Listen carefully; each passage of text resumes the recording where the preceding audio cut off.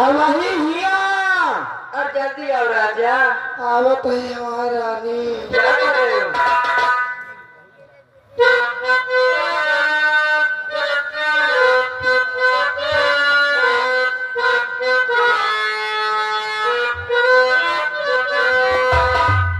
और जिसने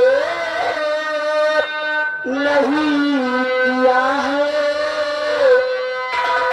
जिसने नहीं किया है भगवान का भजन।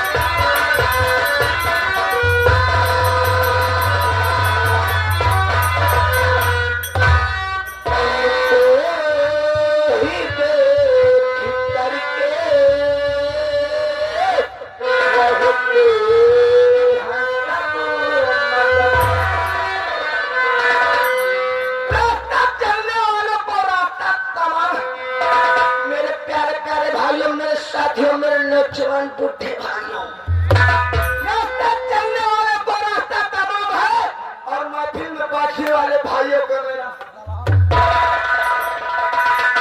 और बताओ हमारी रानी कहाँ चिवत है धरे पानी। देखा मेरे राजा, राजा का तनी मुंह देख लिया। है राजा मोहिमा। अरे मुँह चाहू आईना लेके शक्ल देखिए है कब मिलाई। आईना शकल हम अपन को देखबे नहीं भाई। अरे तोहार निहारी जाए तोहार हम फुटकाई बुआ हिरे। अरे वो जेब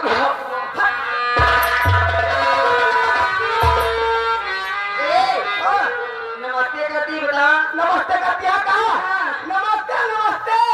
हमेशा रहो चमकते चमकते, खुश रहो खुश नफीस रहो और हमारी प्यारी जनता एकदम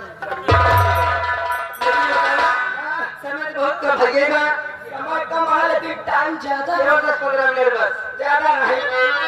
ऐसे छोड़ के हमारे मास्टर का बताओ था तुम्हारे बारे में हमको बहुत देखा बारे में रहा के मतलब है कि अपने बारे में सोचे। अगर हमारे नसीब बोला हम तो बड़े नसीब बना दिन भर खुदे चला तू पहले हमारे साथ काम कर। और तुम्हें देख करी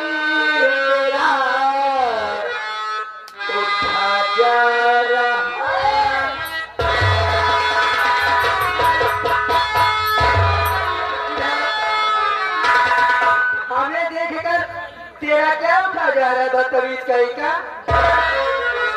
और मार मारत यहाँ कसम से सारा हमार कंडोमा गिर जाता। अरे हाइया करो टोपा कंडोम जी हाँ टोपी टोपी है जाने का सामान जाए का सामान यहाँ मेरे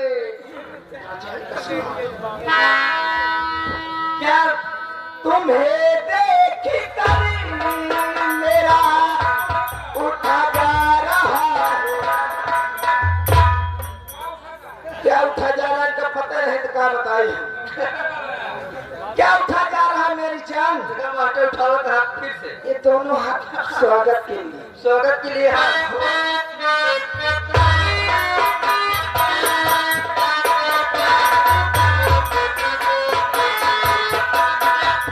तुम्हें देखी कर मेरा उठा जा रहा है। ये कह रहा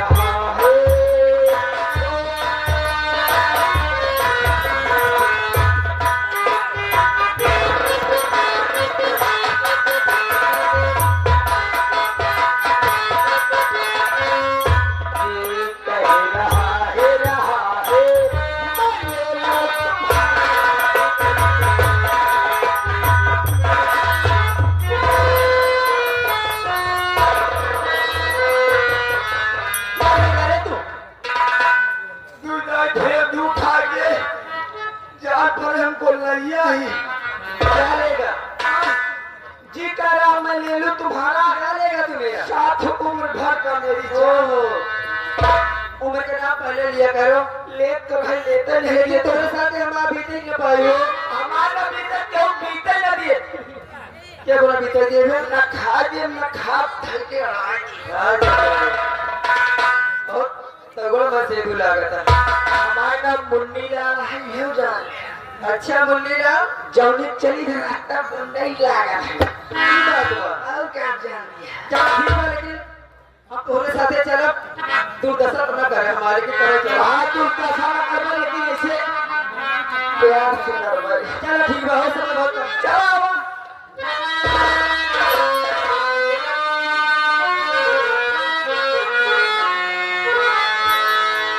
हो जा जाने जा अरे जिया हमारी रानी ए घर मालिका आएंगे 56 छुरी 72 भाला 56 छुरी 72 भाला आएगा लंबा खानीपुर वाला अच्छा 11 रुपये देता हूँ हाँ कहा कहा बस इतने हमारा जयकारा लगाए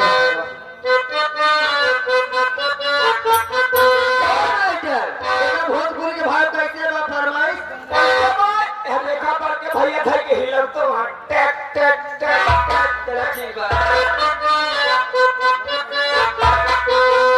आइए पानी पहरा गलिया इन ताज पर गलिया देखना दुनिया बनाते कई तार भइल बालिया ढका पे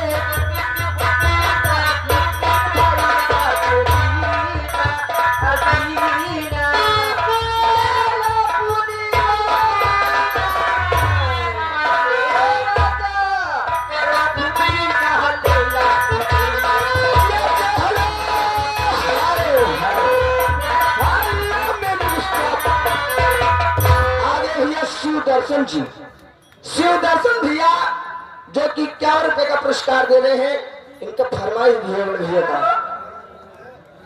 कव्वाली अच्छी लगा दे मास्टर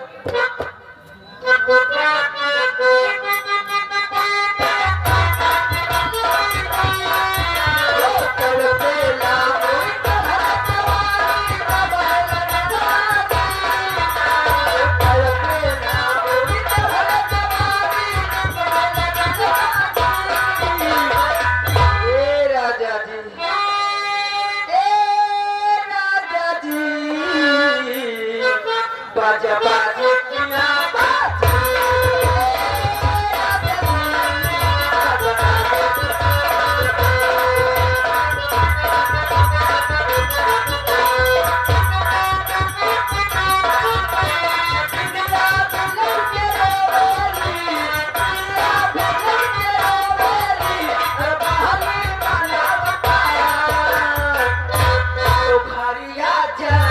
जल्दी आ जाए तो भारिया